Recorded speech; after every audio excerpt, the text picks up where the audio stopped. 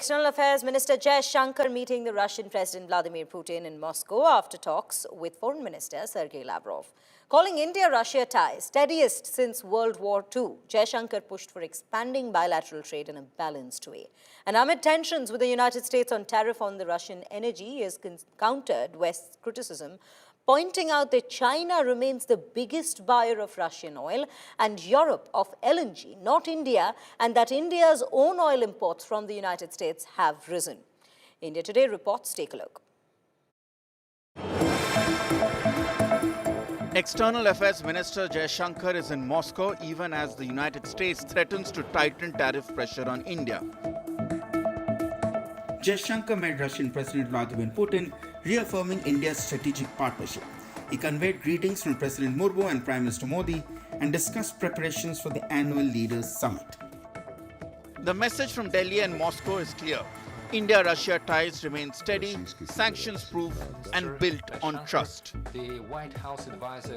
We reaffirmed our shared ambition to expand bilateral trade in a balanced and sustainable manner, including by increasing India's exports to Russia.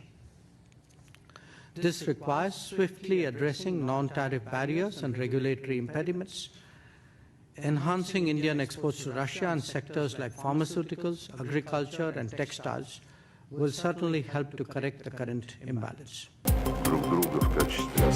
Both sides discussed ways to insulate trade from US-led sanctions, expand settlements in national currencies, and boost cooperation in energy, defense, agriculture, and technology.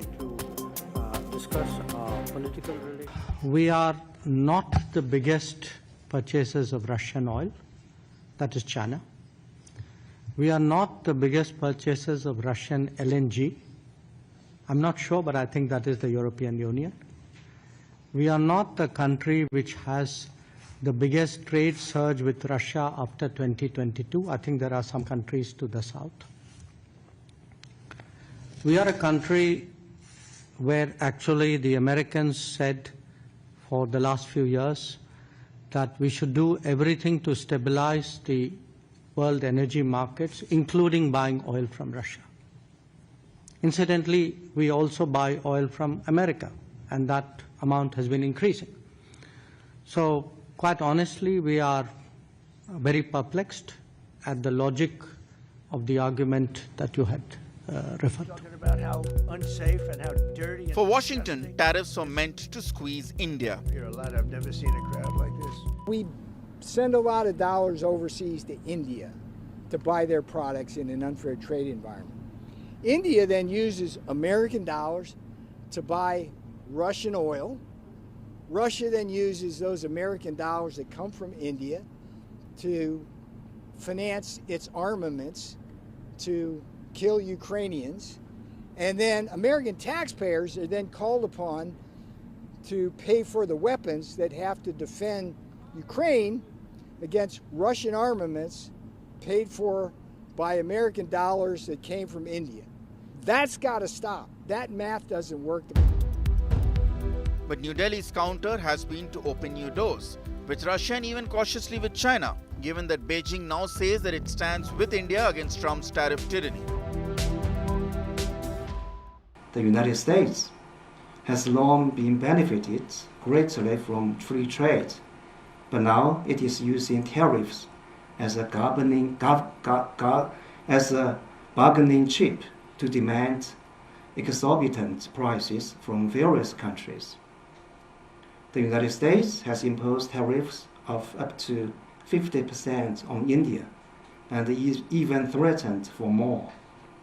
China firmly opposes it. In the face of such acts, silence or compromise only emboldens the bully.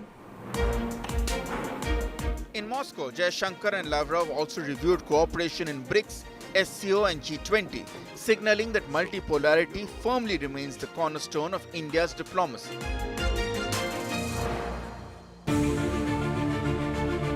The diplomatic signal is unmissable. Tariffs won't derail India's strategy.